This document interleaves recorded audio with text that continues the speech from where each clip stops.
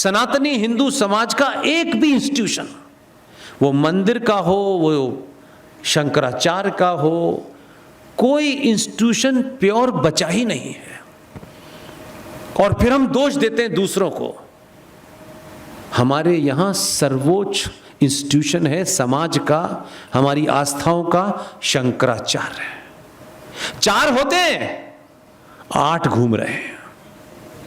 कौन जिम्मेदार है? सरकार, बीजेपी, कांग्रेस जिम्मेदार है। आपने किसी इंस्टीट्यूशन को प्यार नहीं छोड़ा। मंदिर में जिस आदमी का काम है वो पूजा कराए, विधि विधान से कराए, कैसे कराए, ये उसका प्रोरोगेटिव है। उस मंदिर में क्या हो रहा है ये पुजारी की जिम्मेदारी है कि वो बताए। न मैं वहां जाता, न आप वहां जाते। क्या होता है क्या नहीं होता आपको नहीं पता। आप पूजा करने जाते हैं, वो पूजा विधान से करा देता है यहां। लेकिन उस मंदिर के अंदर सरकार कैसे घुसी ये तो वो बता सकता है ना मुझे। इसमें सरकार रोक रही है। कोई समाज में आदमी ऐसी बातों की चर्चा नहीं करना चाहता। सिर्फ एक भीड़ चल रही है, धारा 370 हटाओ, 370 हटाओ। किसी को कुछ पता नहीं है, 370 हटाओ। हट गई 370। अब क्या हुआ? हट गई, खुश हो सकते हैं, मैं भी खुश हूं कि हट गई। लेकिन अगर इतना जोर एक दूसरी बात पे दिया होता तो आप कुछ और होते। इसलिए क्या, कब, कैसे कहना है, क्या जरूरी है, कौन सी चीज हजारों साल तक होगी और कौन सी तत्कालिक तौर पे आपको शायद शाम तक इस्तेमाल की हो, ये बात, मैं तो आउटसाइडर हूं। मुझे तो ये पागलपन की खोज चढ़ी हुई है, मैं ये करता रहता हूं। हजारों संगठन है, हर गली में 4 हिंदू संगठन है सर, और सब राष्ट्र के लिए काम कर रहे हैं। ये भी, और तब भी राष्ट्र नहीं बच पा रहा। किसी ने पूछा खड़े होकर के, किसी नेता ने, किसी संगठन ने, कि भारत को रात के अंधेरे में 1976 में जब संविधान बनना था तो उसमें अंबेडकर, नेहरू, अयंगर, पटेल, ये तमाम बड़े बड़े विद्वान बैठे थे। जब सेकुलर शब्द की बात आई तो इन चारों ने अपने अपने तर्कों से सेकुलर शब्द को नकार दिया कि भारत सेकुलर नहीं हो सकता। और सबसे ताकतवर, सबसे मजबूत, सबसे एकेडमिक, फिलोसफिकल जो आर्गुमेंट रखा वो सिर्फ अंबेडकर ने रखा, किसी और ने नहीं रखा। हम किसी से द्वेष इसलिए करेंगे उसका सरनेम क्या है, ये हमारी बीमारी है। विद्वान विद्वान होता है, उसके सरनेम क्या है इसका महत्व नहीं होता। हम सरनेम देख के कहते हैं अच्छा ये तो होंगे ही क्योंकि ये तो पैदाइशी ज्ञानी है। ऐसा नहीं होता मेरे भाई। संविधान सभा के अंदर सबसे पावरफुल आर्गुमेंट बी.आर. अंबेडकर का है। बी.आर. अंबेडकर, मेरी बात आप भावुक हैं उनको लेके, अच्छी बात है। बी.आर. अंबेडकर ने सेकुलरिज्म की डिबेट पे यह कहा कि अनादिकाल से भारत में अनेक मतक के लोग यहां आए, यहां रहे, उन्होंने पूजा कैसे करनी है, कैसे नहीं करनी है, कोई हजारों साल में ऐसी घटना नहीं मिलती कि यहां के मूल निवासियों ने बाहर से आने वाले लोगों की पूजा पद्धति को तोड़ा हो, मारा हो, उनको नुकसान पहुंचाया हो। वो यहां आए, उन्होंने अपनी पूजा पद्धति को फैलाया। एक घटना ऐसी नहीं मिलती। भारत की मिट्टी में और सनातनियों के खून में जो सेकुलरिज्म है उसे संविधान में लिख करके उसको बौना मत करो, ये उनका आर्गुमेंट था।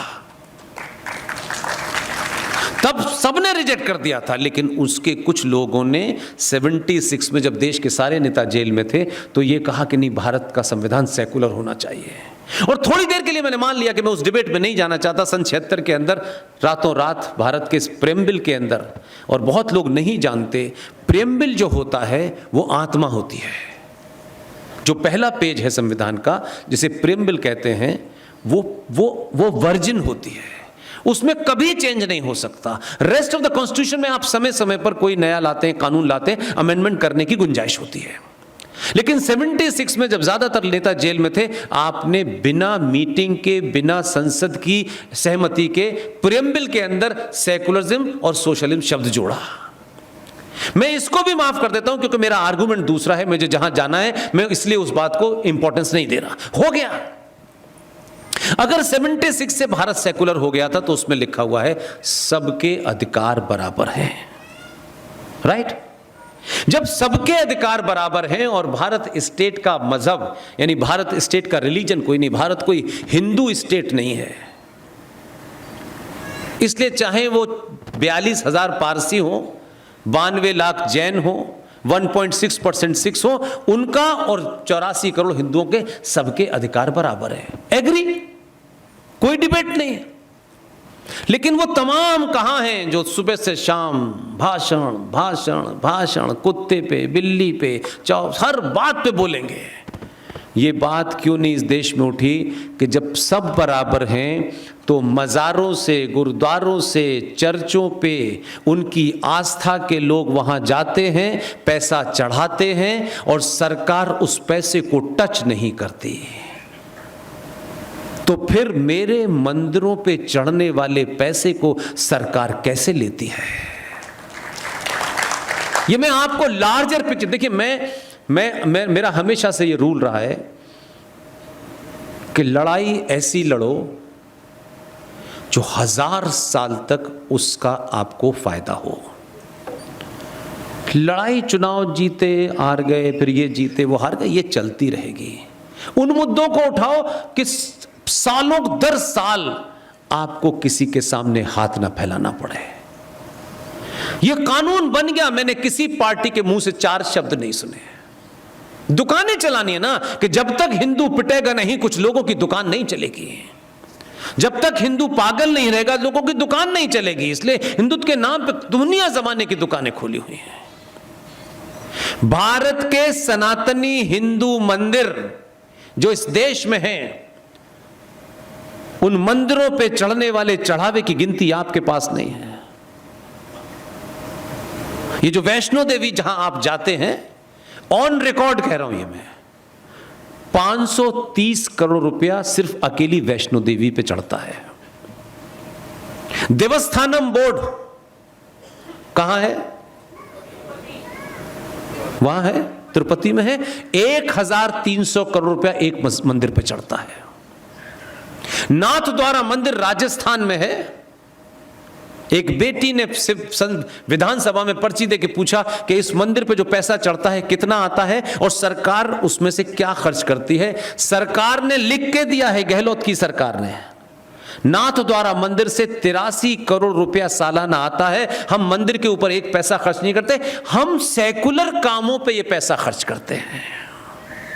कुल मिलाकर के भारत के सनातनी हिंदू मंदिरों पे एक साल में 10 लाख करोड़ रुपया आता है। अगर आपने इस लड़ाई को लड़ा होता और आपके अंदर चरित्र होता, ईमानदारी होती, मेरी जाति का बैठ जाएगा तो इसको नहीं देगा, वो लेगा तो ये खा लेगा, ये संगठन ले जाएगा, इस मुद्दे को लड़ा होता और ये मंदिर के उठाए हुए पैसे जो आपके पैसे थे वो अगर आपको मिलते, मेरा दावा है 10 lakh crore without investing a single penny every you are getting, इस देश में एक भी दलित और एक भी ब्राह्मण का बेटा बिना स्कॉलरशिप के नहीं रहता। लेकिन हम सरकारों के ऊपर निर्भर हैं, आओ हम तुम्हें देंगे, तुम्हें नहीं देंगे, तुम ऊंचे हो, तुम नीचे हो। लड़ाई लड़ो तो ऐसी लड़ो कि आने वाली नस्लें तुम्हें 100,000 साल तक याद रखें। हमने 370 हटा लिया, बहुत अच्छी बात है, 370 हट गया। अब ऐसा लगता है कि सारा भारत जम्मू कश्मीर में जमीन खरीदने जा रहा है।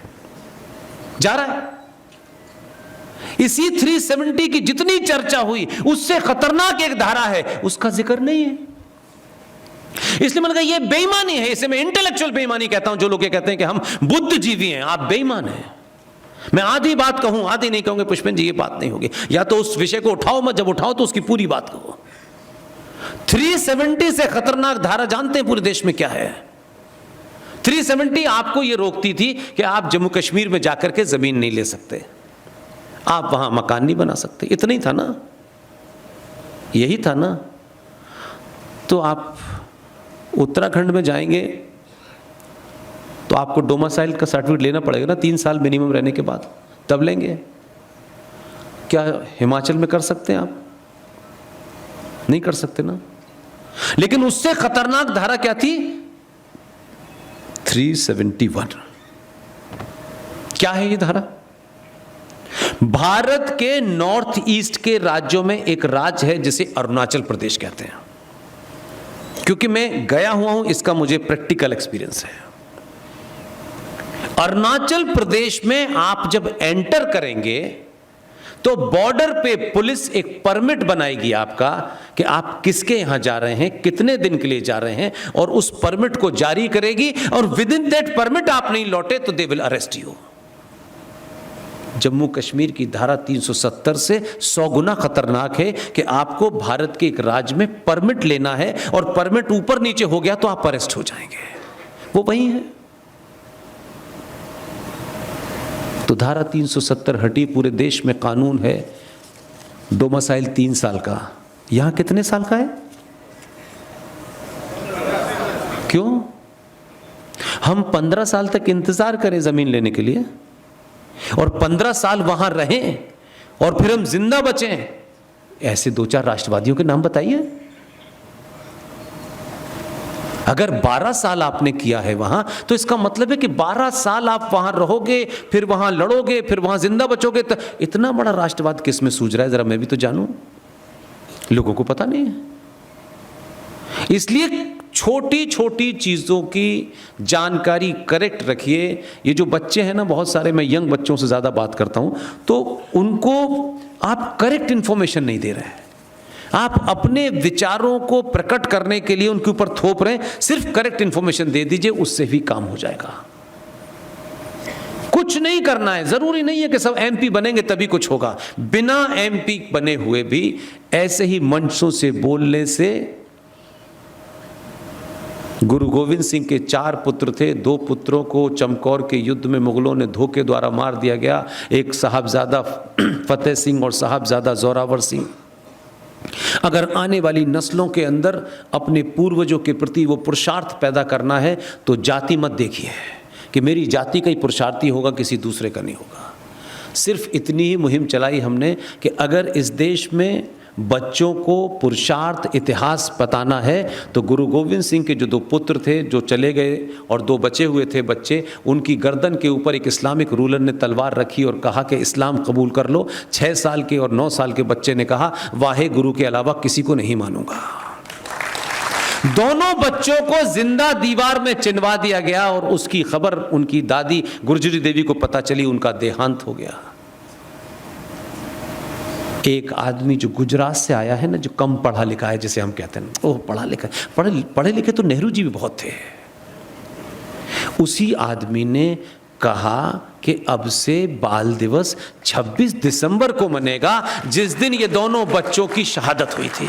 अब जब बच्चे को आप बताएंगे इस कहानी में, किस्सों में, तो आपके बच्चे अपने आप को किस लीने से जोड़ेंगे, तब चचा की हरकतों से नहीं जोड़ेंगे। फिर कहा गया चचा जो हैं बाल दिवस पे बच्चों से मिलते हैं। मुझसे पूछा कि क्या इसके पीछे कारण हो सकता है। मैंने कहा मैं बदतमीज आदमी हूं, अच्छा नहीं लगेगा तुम्हें। मैंने कहा वो बच्चों से नहीं मिलते, उन बच्चों में मेरे कौन कौन से हैं वो ढूंढते हैं। बहुत दूर तक लाइन है उनकी। तो आप सिर्फ यहां से खड़े होकर के भी यही काम पार्लियामेंट में पहुंच के नहीं हो सकता। मैं उस बंधन से नहीं बंधा हुआ।